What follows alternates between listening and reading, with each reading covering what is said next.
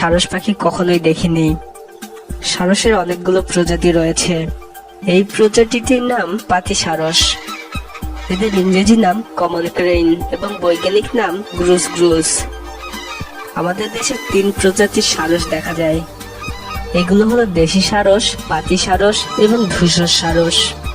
এরা সবাই পরিযায়ী প্রজাতির। ইদানিংকালে এরা দেখা যাওয়ার নজির নেই। এরা বিচরণ করে জলাশয়ের কাছাকাছি তৃণভূমি, কৃষিক্ষেত, চারণভূমি, অগভীর আশ্রিত উপসাগরীয় অঞ্চল, নদী ও অগভীর হ্রদে। মাঝে মধ্যে হাঁটু পরিমাণ পানিতে নেমে খাবার খুঁজতে দেখা যায়।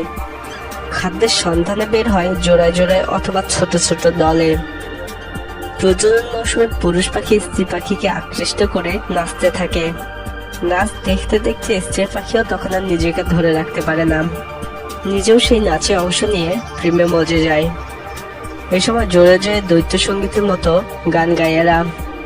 পাখিগুলোর গড় দৈর্ঘ্য 115 সেন্টিমিটার হয়ে থাকে। প্রশস্ত ডানা 180 থেকে 200 সেন্টিমিটার হয়। ওজন পুরুষ পাখির 5 থেকে 6 কেজি হয়।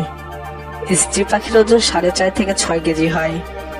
স্ত্রী এবং পুরুষ উভয় পাখি দেখতে একই রকম হয়। এদের কপাল হয় কালো বর্ণের। মাথায় তালুতে রক্ত লাল বর্ণের রেখা থাকে।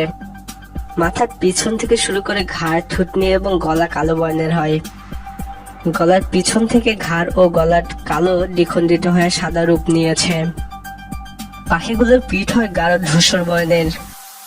ডানার পালকের উপর কালো ছোপ থাকে। ওড়ার পালক কালো হয়। এদের লেজও কালো বর্ণের হয়ে থাকে।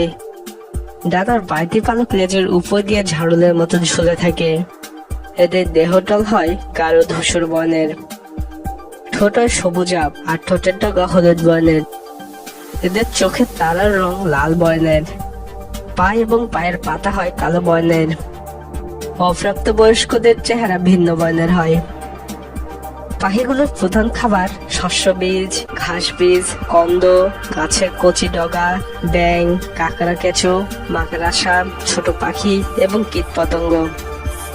এই পাখিগুলোর প্রজনন মৌসুম বর্ষাকাল। এরা বাসা বাঁধে জলাশয়ের কাছাকাছি মাটির উপরে।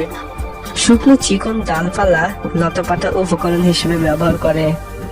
ডিম পাড়ে 2টি। ডিম ফুটতে সময় লাগে 28 থেকে 31 দিন। শাবক উড়তে শিখে 6 সপ্তাহের মধ্যে। প্রজাতিটি বৈশ্বিক বিস্তৃতি বাংলাদেশ ছাড়াও ভারত, পাকিস্তান, দক্ষিণ পূর্ব চীন, মধ্যপ্রাচ্য, দক্ষিণ ইউরোপ এবং উত্তর পূর্ব আফ্রিকা পর্যন্ত বিস্তৃত।